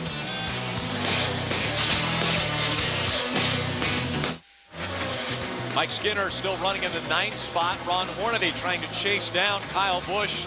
And Mike Bliss running in the 3rd position. What that does for the points battle, 30 points separate the two. Coming into this race, it was 57 points, and Skinner had the advantage on Hornaday. Mike Bliss has not been able to mount much of a challenge since he got up beside Kyle that one time. You see them open up a little bit of daylight on that 33 truck of Ron Hornaday, who's running 3rd right now. Getting out in front of the field, it's Kyle Busch and that number 51 Ray. They've got a little bit of a hodgepodge down there, don't they? Well, you know, Rick, appearance is so much. You want everybody to look really good, right? Well, down here in this crew, you got guys from every single imaginable team. They've all kinds of different uniforms. And whenever we had Kyle Busch in victory lane that last race, it was hilarious to look at the photo. But the bottom line is, crew members from all different forms of motorsports want to work with Kyle Busch. And Richie Waters said, look, we know the driver's good enough. We need you just to get him in and out of here and don't make any mistakes. They've got quite a little group down here. They've helped him get to the front of the field tonight at Phoenix. Okay, it's really just like magic. When Kyle Busch jumps in this Richie Waters crew chief truck, Billy Blue, the owner, Flanders Beef Patties, the sponsor, it's like magic. They always run extremely well. He was only able to get to victory lane once this year, and that was a couple of races ago with Atlanta, but they always run competitively. And the thing Kyle Busch said in victory lane then, they didn't have Flanders Beef Patties on there as far as their sponsor. He said, boy, I'd really like to get Flanders Beef Patties a win this year. Well, he's trying to do it here at Phoenix. Check this out. This is the A spot John Wood's holding down. Skinner knows how important that position is, but look behind him. We talked all night about the fact that Harvick has Hornaday's back door. Well, we can see here teammates together. Skinner ahead, Benson behind him, and it looks like Benson is kind of trying to watch over Skinner as well. Yeah, that would be real. Oh, caution's out. Caution's out. Caution number 11. This ties the record here at Phoenix International Raceway. That happened a year ago. That's the 15 truck of Andrew Myers making his first Truck Series start. He was just on pit road. I don't know what happened. He must have felt like he had some sort of problem, and sure enough did. That will tighten them all back up at the front. It is Kyle Busch, Mike Bliss, Ron Hornaday, Kevin Harvick, and Jason Leffler.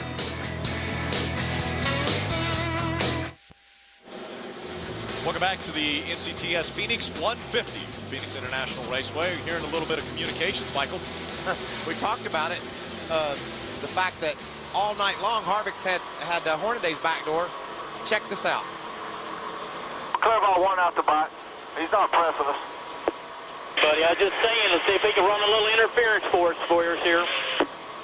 He's holding off the guys that are behind us. They're closed in on him. That's what he needs to do. That's Jeff Hensley talking about his teammate being behind Skinner and protecting him. That's what he needs to do, is what Jeff thinks. I hope Johnny feels the same way. Yeah, I agree with Jeff Hensley. That's exactly what Johnny needs to do. See if Mike Bliss tries to get by Kyle Busch early on in this restart. Stays right on his back bumper as they go on the backstretch. Adam Alexander, what's happening with that 5 team? Well, you guys heard the radio communication, and under caution, Mike Skinner came on the radio and said, guys, let Johnny know I really appreciate what he's doing for us. The truck is really tight, and perhaps tight no more. He drives right around John Wood, as does Johnny Benson and Rick Crawford. John Wood going the wrong direction. It looks like the 21 of John Wood may have some sort of a problem. Yeah, he was right up to the high side there. It looks like the right front tires. Right front tires going down. That's what it would do. It just wouldn't turn when it got to the end of the straightaway. And I tell you what, that's good luck for Mike Skinner, right, Adam? Indeed it is. It's going to help Mike Skinner pick up another position. Bad news for John Wood. It is a right side tire. He felt it out. They will bring it to pit road and change right side tires only. That's the call from crew chief John Monson. Meanwhile, the battle for 5th heats up. Todd Bodine gets down on the inside of Jason Leffler. Jason's able to pull back out on the outside. Speaking of heating up, it looked like there was a little smoke on the right side of that 30. Do you think his brakes are still heating up? I think he's just firing that thing down in the corner and bottom it out. He's one of the fastest trucks on the track, Rick. He's been able to drive up into the top 10 from that spin that he had earlier in the race. That's how close Todd Bodine is to the front now, as he has Jason Leffler all over the front of him. Now he tries to the outside of Leffler, seeing if that line will be faster. That's the beauty part of this track. If somebody's in your way, you just go down there and try to find a new lane. Through the dog leg into 3 and 4. Leffler still able to hold off Todd Bodine. Hey, Dennis Setzer maintains a top 10 spot. He's running 7th. Remember, he's on the same pit strategy as Mike Bliss. Right behind him is that number 5 of Mike Skinner. We're down to 15 laps to go, and we don't know if Bliss has enough gas to get to the finish. We know that Setzer is up ahead of Skinner there. Does he have enough gas? Closing in on Kyle Busch. Mike Bliss trying to take away that top spot. You're watching the NASCAR Craftsman Truck Series on Speed. Kyle Busch has led this race for 27 laps. Mike Bliss has led 54 of the laps. Both Hornaday and Skinner have both led at least 1 lap, so they'll get 5 bonus points for that. The separation, 34 points between our championship contenders. Right. Rick Wren has told Ron Hornaday to save that right front tire for a little bit. He'll tell him when it's 10 to go. He believes that Mike Bliss is going to make a run at Kyle Busch. There's a chance they may get together, and they're going to give Hornaday the go button and tell him ready to go. There's a caution coming off for a big crash. 09 gets slammed into there. Slammed into Andy Lally in the 0-0. Yeah, the 09 came across the racetrack. Andy Lally nowhere to go, was forced into the inside wall, and now Andy Lally will have a little bit of a hard time getting out of that truck. Yeah, the 09 of Stacy Compton was actually together with a different truck as it came down off the wall and sideways. He made contact with Andy. You see Andy's already taken the window net down, which is a universal sign to let everyone know that he's okay. There was nothing Andy Lally could do in that case. It looked like the 09 truck was going to save it, and at the last minute it darted to the inside, which was where Lally had headed. Look at the damage to that 0-0 truck. Hit that wall hard. Still waiting to climb out of the truck. Says he's okay, got the thumbs up. Now we see Andy Lally climbing out. Take another look. Jacques Villeneuve, the 27. He's the truck that made contact with Stacy Compton. See, he turns Stacy around. Stacy tries to, he's got the wheels cut to the left. When he clears that 27 truck, it pulled him right down in front of Andy Lally. And what hard contact. That's concrete, too. Yeah, no safer barrier down there. No safer barrier there. I'd like to see safer barriers around every bit of the racetrack, because we've proven we can hit it anywhere. We can hit it anywhere. We are good at wrecking where you least expect it.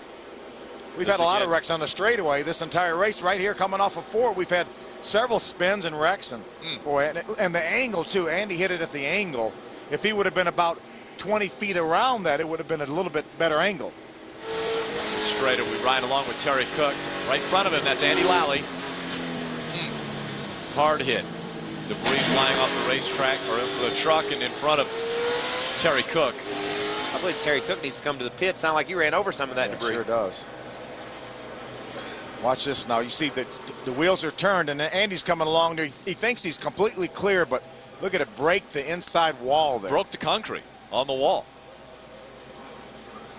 NASCAR, and obviously Phoenix International Raceway, is going to have to take a very hard look at that before they send them back out on the racetrack. Yeah, they stopped the trucks over there in turn number 3. They're under the red flag, so they're going to have to make repairs to that inside wall there.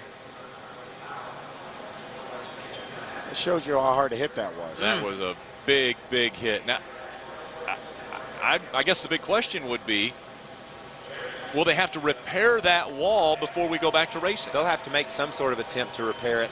Yeah, I don't think they would send the trucks back out on the racetrack without doing something to that wall. There's John Darby, the Nextel Cup Series director, taking a look at it. That's John in the blue shirt right there. Going to try to figure out, obviously you wouldn't want to have, and Michael, I can say this to you, you wouldn't want to have anything that could maybe catch a vehicle if you would hit it, you had a vehicle tear apart. Yeah, you could go in behind that wall, though, Rick. They could go in behind it on pit road side and support the back side of it and feel pretty good about it being repaired well enough to continue racing. They'll try to patch it up here tonight, and I'm sure they'll make some more permanent repairs before tomorrow's activities here at the racetrack. You see a big section of that wall has been busted when the 00 of Andy Lally was pressed down in there by that 09 of Stacy Compton. And normally these racetracks are prepared for any contingency. They're prepared to replace sections of the safety barrier. They're obviously prepared to repair things like this, so this is not going to be something that's going to throw them a curve and they're not going to be able to do something about it. Get under a red flag condition here at Phoenix International Raceway. We've completed 137 laps of the 150 scheduled. This just taking place. That 09 of Stacy Compton gets turned around as he's trying to catch it over into the wall. Andy Lally gets into it. They break the inside barrier. You see that right there. We're under red flag conditions. We'll be back with more from Phoenix.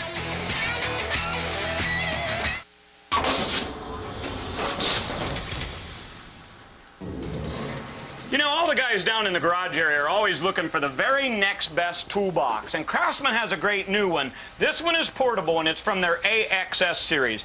Now, I love a lot of things about this. Number one, the very bottom of this is super hard surface, so you can drop it on the countertop or on your workbench. It's not going to get tore up. It's got really strong outdoor type zippers. You've got room to put stuff in here.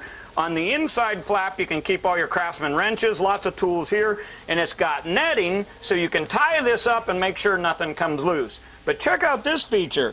You can actually play music with this thing. When you turn the music on with your MP3 player or iPod, the speakers on the outside will play all day long. So if you're at a place where you can't hear music, now you've got the ability to do it. Inside, there's room for all kinds of extra tools. You got your iPod, you're ready to go, and you're jamming.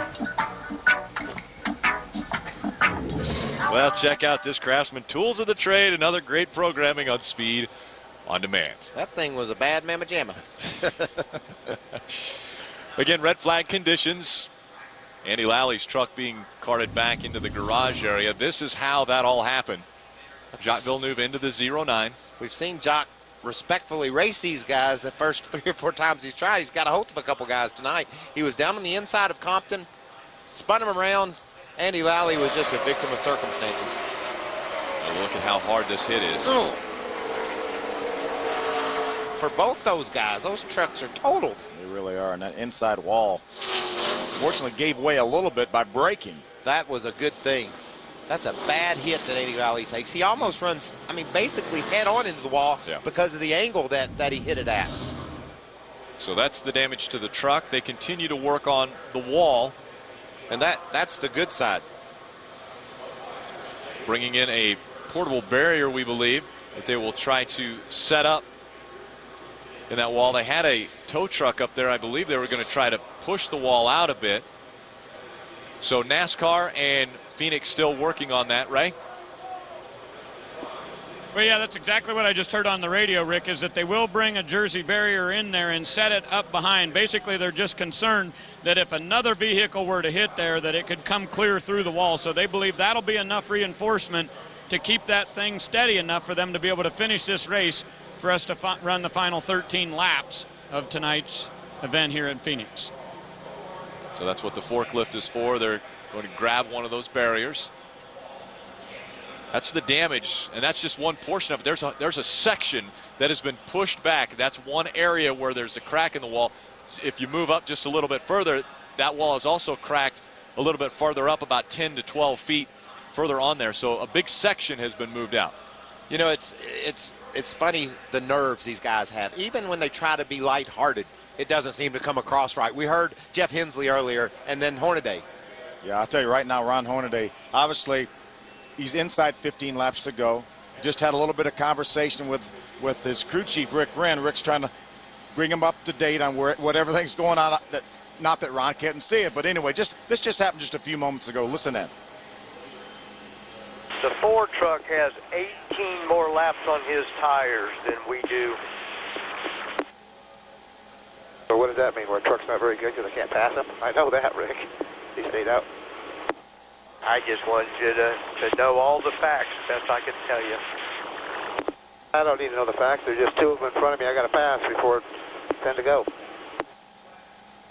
That pretty much explains it from Ron Hornaday's seat what he wants to do. And you know, he's 34 points behind right now, and he knows those 2 trucks ahead of him, that's 15 points. Well, Skinner right now is running in the 8th spot. We're seeing the barrier coming in. Again, I'm sorry. Go ahead. With a new bonus for that's right. for winning, that's probably a 20-point difference. 20-point swing. He could cut this thing in half if he can get by the 2 trucks in front of him, and that's why he's a little bit frustrated trying to figure out how to do just that. They're going to try reinforcements to the inside wall. We'll slip away for a commercial break and be right back to Phoenix.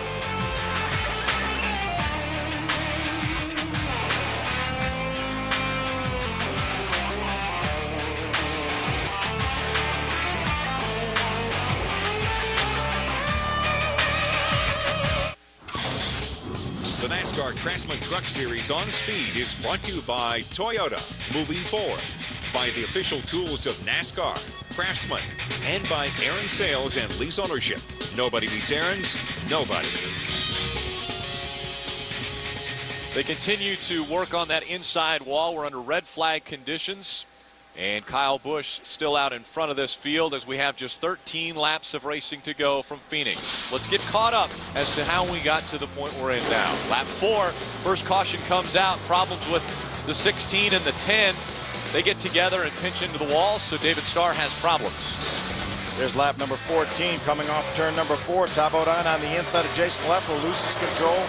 Fortunately, he doesn't make any contact with anybody, or nobody hits him.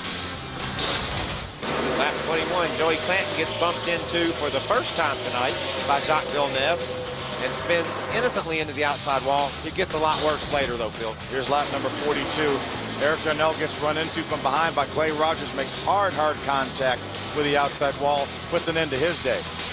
Travis Kvapil gets squeezed into the wall by Regan Smith. He was all the way up beside him. They come off turn 4, and Regan just crowded him into the wall. Lap number 70, Scott Lynch trying to get by the 9 of Ted Musgrave. He loses control. Clay Rogers does a nice job avoiding him. Caution flag out again. Check this out. All the way down on the apron, the 08 could not quite keep her going straight. Lap number 137, our most recent caution. I bet you Stacey Compton just assumed Jock hadn't been here tonight. Caused him all kinds of problems. And Andy Lally, God, nowhere to go. There's another view. Watch when that 09 clears that 27. His wheels had turned left. That's why that truck darted to the left. And Andy Lally had no idea he was coming over that way. No, and watch this wall bust. See it?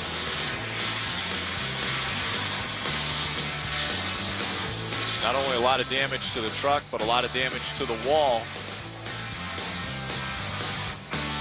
After 137 laps, Kyle Busch in front of the field. 5 lead changes between 5 different drivers. We've had a record 11 cautions here at Phoenix for 39 caution laps. Let's go ahead and throw in 2 red flags, let's toss that in there. And then we've got 1 busted wall.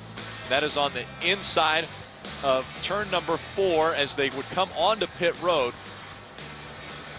NASCAR officials discussing with the crew here, trying to figure out what the heck happened to that wall. And if they're satisfied with it. Ray Dunlap, I believe you've got a guy who's maybe looking for his 2nd win this year. Yeah, absolutely. That's Richie Waters. He's up on top of the box here. And Richie, another really good race truck that you've got for Kyle tonight here at Phoenix. Yeah, this Flanders Beef Patty's truck's been pretty good all night. We kind of didn't do a good job qualifying. It's my mistake. I put scuffs on instead of stickers, so we kind of gave something up there. But Kyle's done a heck of a job. The truck's running good all night long. Tell me about the next race. What do you guys got planned for Homestead? Same truck that we've had at Texas, and we had at Atlanta, the winning truck, 11. See, that's what I kind of figured. They were going to bring that baby back out. So looking for another victory tonight here at Phoenix, and they're going to go with their guns loaded one more time on their way to the final race of the season. Adam? And one guy that hopes to change their fate, the guy that's right behind him on the racetrack, Mike Bliss, his crew chief is Marcus Richmond. And Marcus, you guys have had an interesting strategy here tonight and a great race truck. Your thoughts as we get set to go back into the restart here? Yeah, this open George Dodge is really good tonight. Mike's done a good job for us. Pit strategy paid off for us, and hopefully we can just pass Kyle here at the end. What's the biggest concern for him on the restart? Just Hornaday mostly. I mean, he's really good on restarts. He got us earlier, so just try to keep him behind us and try to get by Kyle on here. Hopefully we have at least 10 laps of green flag racing here. And guys, if Mike Bliss were able to go to victory lane, it would be the first win for Bobby Hamilton Racing since May of 2005. And that was Mansfield. Bobby Hamilton went to victory lane there. 67 races ago. I'm still nervous about Mike Bliss about my gas situation. I think that 95 laps, even with caution laps, on this big, fast racetrack, that's going to be a task. I think I'm going to be more worried about if Ron Hornaday jumps by me on a restart. He has his teammate right behind him. It's not going to be one spot I'm going to lose. I'm probably going to lose at least 2. And Mike Bliss got a great restart the last time, but wasn't able. They drove away from the restart champion. I mean, they drove away from Hornaday by 5 truck lengths in one turn, but he couldn't get any ground made up on Kyle Busch. Just saw Randy Kaiser, who drives the pace truck, let everybody know, fire them back up. We're getting ready to go. Coming up next, it's trackside right here at Phoenix. Denny Hamlin, I believe, the guest on trackside tonight. Ray Evernham also joining them on the set. Again, a reminder, the 00 Andy Lally involved in this accident. They have taken him to a local hospital for further evaluation. So we did see him drop the window net, and the safety crew was there immediately. But he's got to be hurt. I mean, he's got to be hurting, Bill. That was a big impact. Yeah, he's definitely hurting. But fortunately, with the safety features built into these trucks now, with the headrest and seats and things like that, hopefully that will minimize it. We certainly hope that Andy's going to be okay. Field rolling once again here in Phoenix. We've had 12 cautions. The most recent one coming when the 09 and the 00 got together, coming out of turn number 4, bringing out our second red flag of the night. Let's see if we can make some contact with Mike Skinner. Hey, Mike Skinner, Phil Parsons up in the speed booth. You got a copy? Yeah, go ahead, Phil. Mike, you guys have had a good truck there. You've overcome that trouble on pit road early on. You're back up into the top 10. You trying to gain a couple more spots here before the end? I don't know. Just trying to keep the fenders on this thing. I'd like to get 1 or 2 more, yeah. But we'll see what happens here. It looks like, Mike, that you guys have really done what you're supposed to do when you're trying to battle for a championship here, when you came in here with a point lead. There's been some times when some guys have made some aggressive moves, and we've seen you back off that throttle, take yourself out of a situation. I think great heads-up driving by you and great pit work down there by Jeff and the guys. Yeah, 10-4. Those guys have done a real good job on pit road here lately, and little mishap tonight, but I think there was some help with that. But anyway, my guardian angel back here, my teammates really took care of me, kind of like Hornaday's teammates doing for him. All right, buddy, gonna have 1 to go here. Gonna have just a little bit over 10 laps. Good luck. Thank you. Officials giving him the 1 to go sign. Next time by, they'll get the green flag. When they do that, it'll be 10 laps of racing to go at Phoenix. 10 miles. 34 points separate the top 2 in the points championship. Mikey, I think it's so cool that we can talk to the guys and hear from the guys 5 minutes before the end of the race here. And you know the intensity. You've been there, Phil. You've won races at this level and above. You know what it takes to be ready to go when they say go in a second. But that's what a race car driver's job is. He understands the importance of Speed TV being here covering these races. He understands the importance for Toyota that he's accessible. That's just part of the job. It's what you have to be able to do. And Aaron's gave another lucky dog away. They're just on it tonight. They've given away like 13 of them. John Wood gets it. Remember, we saw John Wood cut down that right front tire on a restart, so John will get a lap back here, be back on the lead lap. Well, because of all the cautions, we've got 29 trucks on the lead lap. Just think, late in the race, 29 trucks on the lead lap. A slip by Hornaday or by Skinner, this championship can be turned completely upside down. Coming up on the restart, 10 laps of racing to go. Out in front, Kyle Busch, Mike Bliss moving to the outside and looked as though he was going to try to take the spot. Here comes Hornaday on the outside. Mike Bliss is going to move up the hill, going to block him. He's sideways into the wall. Kisses the wall, and as he does it, Hornaday moves to the inside. Hornaday trying to take the position. Bliss not backing down. Now, can Bliss hold his cool? He knows Hornaday got into him. Now he's sliding him up the hill. Can Bliss remain calm? He's got hit by Hornaday again. What's he going to do if Hornaday comes around him? Look at Leffler on the inside. Here comes Jason Leffler, and the caution comes back out. Oh. Debris on the racetrack brings out our 13th caution of the night. Man, that was getting good. Sure was. Mike Bliss was all up into the wall coming off turn number 2 and then fought back on the outside down in 3 and 4. He ain't lifted yet. He was into the wall, never lost a spot, was able to hold off Hornaday. I don't know if I'm Ron Hornaday. I wanted to go ahead of Bliss after running into him like that. 2 or 3 times. I believe I might have just said, okay, I'll be right behind you if you need anything. Hornaday is hungry for a championship, but I think Bliss might be a little hungrier for a win. Watch this. The restart, Bliss gets a good start, but Hornaday gets a better start. Good center of the corner by Bliss. He tries to move up. Hornaday, nothing wrong there. He just bumps into him in the back. But Mike's saying, why'd you run into me? He's wondering what's going on. Then they get down to the next corner. He runs into him some more. There it is right there. There's the contact down there in 3 and 4. Mike Bliss was able to maintain that second spot, but meanwhile, Jason Leffler got between Hornaday and Harvick. And Jason Leffler's racing along in his Toyota. Everybody understands there's some sort of tie between all these guys running up front have got some reason to want to see the outcome turn out a particular way. Now, they're told in the drivers' meeting, don't anybody be hampering with the way this race plays out coming down to the end. But there's a lot of people in positions right now that if they chose to hamper with it, they could. You remember Dick Beatty used to tell us in the drivers' meeting in the Nextel Cup Series, at then the Winston Cup Series, if you hit one of those guys fighting for a championship, you better go find the other one and hit him. Well, they don't have to look far to find them all right now because teammates, point leader, second place guy, I mean, they're all right up front.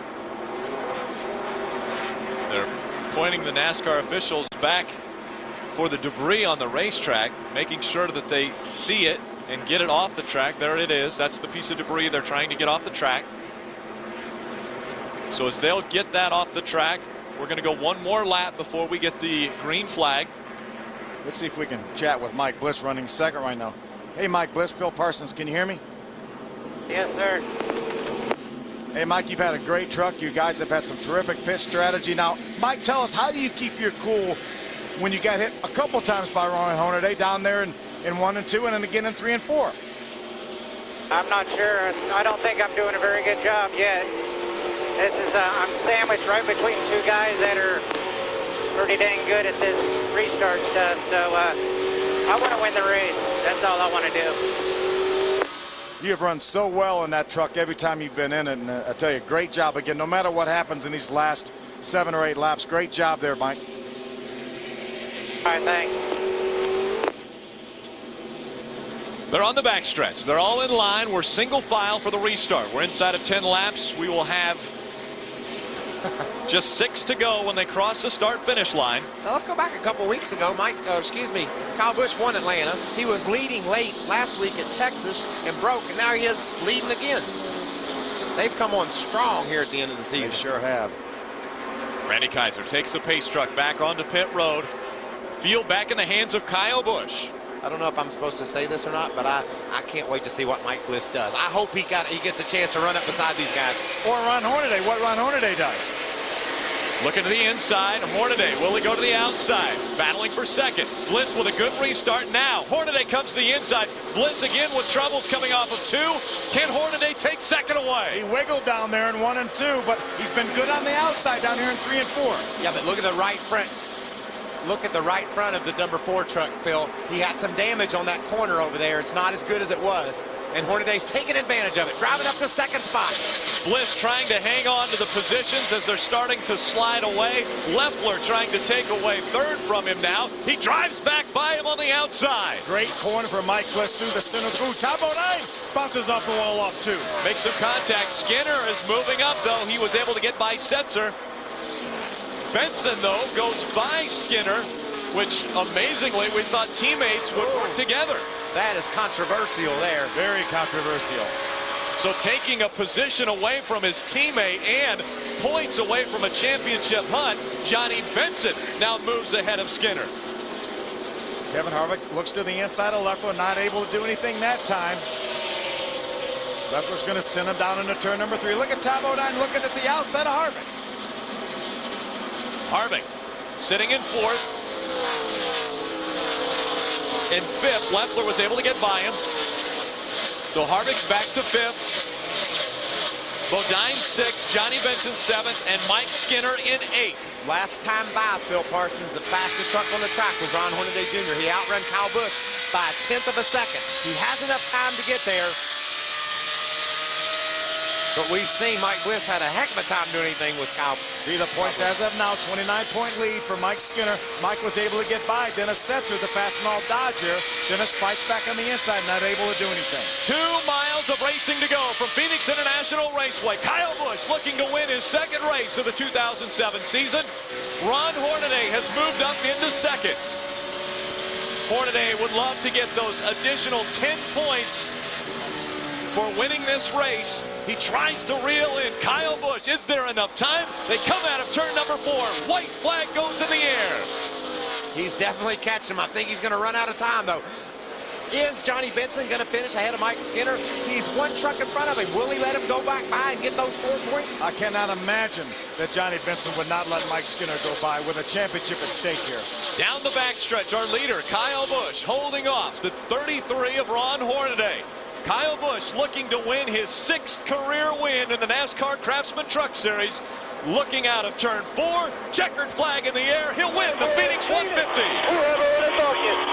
Good job, boys. Richie Waters, everybody. Billy, thank you. Unbelievable. Johnny Benson stays in front of Mike Skinner. I cannot believe that. That's 4 points. Put that down in your notebook. Yeah, I think obviously no team orders there because Johnny Benson passed Mike Skinner, cost him 4 points. That could loom large when we get to Homestead next week. But Johnny Benson passed Rick Crawford, moved into the top 5 in points. Johnny was probably worried about that as well. Ray Dunlap. Well, let's hear from Richie Waters. Richie, come here. Tell me about this team. You got a sort of a ramshackle group here on the pit crew, but I'll tell you what, you got a great driver. Kyle Busch, there ain't nobody better than Kyle Busch. He's the greatest person in the world, great race car driver, and this is a great team for an underfinanced team, but we run good every week when we got a driver like Kyle in the car. And I just want to say hi to my wife and my daughter and my son back at home, and it's been a great night again for Kyle. What are you doing tomorrow night? We're going to Las Vegas, and we're going short track racing with Kyle tomorrow night. We got the bull ring, so we're going to have a lot of fun yet. Hopefully we can have a three-peat here. All right, good luck to you, and they'll be back at Homestead, so keep your eye on that 51. Rowdy back to victory lane for the 2nd time this season. Kyle Busch will head back to victory lane once again in the 2007 season. Our Fastenal Fast finish, Kyle Busch, Hornaday, Bliss, Leffler, and Kevin Harvick rounding out your top 5.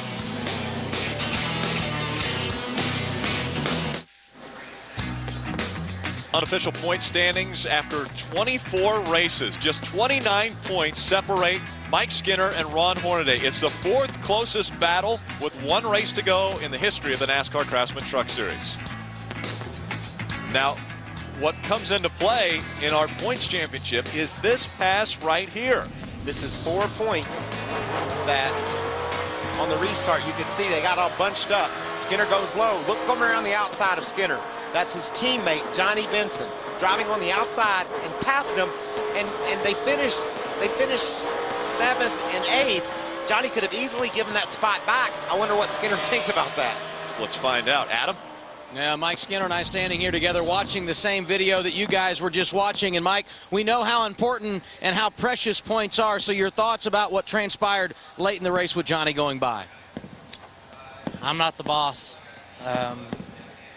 I guess we're not a team. I don't know. I thought he was taking care of me, but maybe his truck just wasn't any better than that. But I don't know. I don't want to comment on it. Hornaday cut the lead in half tonight. 8th is where you finished. Talk about the evening and taking the point lead to the final race of the year next week. Yeah, it's, you know, I just try to stay positive with everything, you know.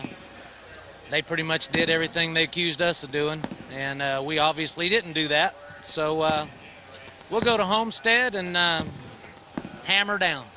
Mike Skinner leaves Phoenix the point leader. Now let's hear from the guy that leaves the winner to victory lane and Ray Dunlap. Here comes Rowdy. The confetti flies. It was a disappointing week for him last week with a blown engine, but from Atlanta to here, 2 wins in 3 races, and another really strong race truck for you tonight, Kyle. Tell us how you did it. I don't know. To beat a guy like Ron Hornaday and Mike Bliss at this place, you know, this is pretty much their house, and you know, I just got to thank Richie Waters and Billy Ballou and all these boys. You know, I knew we had a pretty good truck. It was either going to be really good or really bad. We weren't sure which, but guys did an awesome job in the pits tonight, gave us some pretty good stops there, and you know, all in all, we just had a good truck. We worked on it in loose conditions all week, and I told Richie when we got tight in the center, I said, I can't drive it tight in the center, so you just got to free it up, make me loose, and we were loose off all night, but I hit it right, and I can pull away, but they'd stay with me if I couldn't. Whenever you have free time in the race shop, you go in and work on your little late model, and tomorrow night you're going to fly over to Vegas and go put a whooping on them, right? Yeah, I don't know. Hey, are the 15 guys tearing down or what? We got to send these boys off to the late model tonight. They got a plane here in a couple hours, so I don't know if they're going to make it yet. All right, well, go win another one. That is Kyle Busch. He's back in victory lane, now back to Double-A. And Ron Hornaday finishes second tonight, a positive gain in the points. Your reaction to the run this evening and the damage you were able to do as far as the championship is concerned, Ron? I haven't even thought about that. I'm just really concerned. I raced Bliss hard on the last couple laps. I knew he had a chance to win, and we had a chance too. I wish he'd get up there and get up there with him, but he gets loose off too, and I get a good run. And the first restart, I got loose getting underneath him again, and it just we just drive these things in so hard, and one of us got to give, and I got into Mike again. But his dad's mad, but Mike understands racing. He was going to work with me all day, and he did. So. First of all, I got to thank Camping World, Chevrolet, everybody who's been involved. The pit stop was awesome, got us out there and got us good track position. Just shows how fast the Silverado was out front. So some of the guys took tires with that last stop and some didn't, and that's what put us back there. But, you know, Kyle got around them guys faster than I did, and I didn't get around them. So we learned a little bit, and we're good. A runner-up finish for Ron Hornaday, and he's cut the point lead in half going to Homestead. Tradition continues. Finishing up front, you have to start up front. Kyle Busch started in the 8th spot, and he was able to win this race. Coming up next, in its entirety, trackside right here at Phoenix. Again, the guests there, Denny Hamlin. Kyle Busch winning his 2nd race of 2007. It is his 6th career race win in his 35th start.